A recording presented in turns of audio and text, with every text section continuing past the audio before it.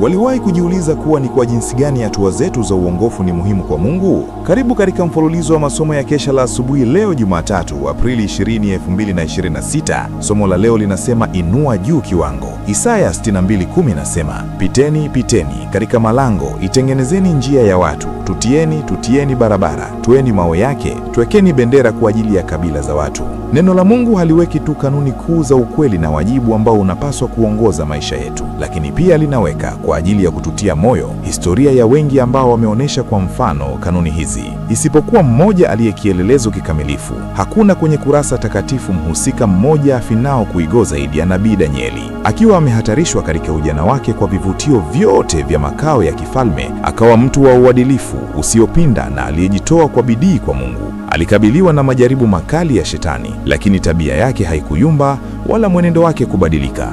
Alikuwa dhibiti pale wengi wangeshindwa. Alikuwa mkweli ambapo wengine wangekuwa waongo. Alikuwa imara ambapo wengine wangekuwa dhaifu. Danieli alikuwa mworezi mkuu wa Lebanoni.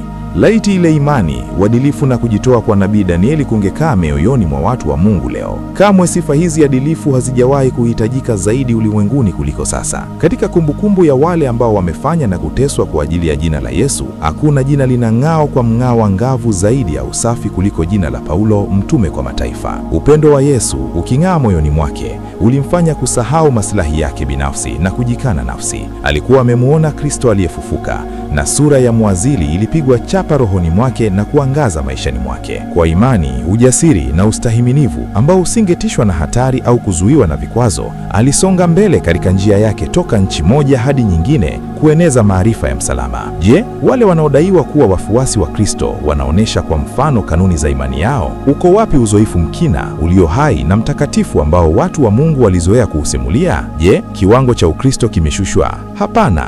Kiwango hicho kinabaki pale ambapo Mungu alikiweka. Watu watakatifu wa zama zilizopita walitakiwa kuacha kila kitu kwa ajili ya Yesu, kuthamini roho yake na kufuatisha mfano wake. Hakuna chochote pungufu la hili hata kikibali sasa. Tutakapoitwa kuacha kila kitu kwa ajili ya Yesu, nani atafaulu mtihani? Mwenyezi Mungu akubariki sana unapoendelea kupiga hatua za kiroho kuufikia uzima wa milele. Usisahau kufollow, subscribe, share, like, comment @Mpakani SDA Church.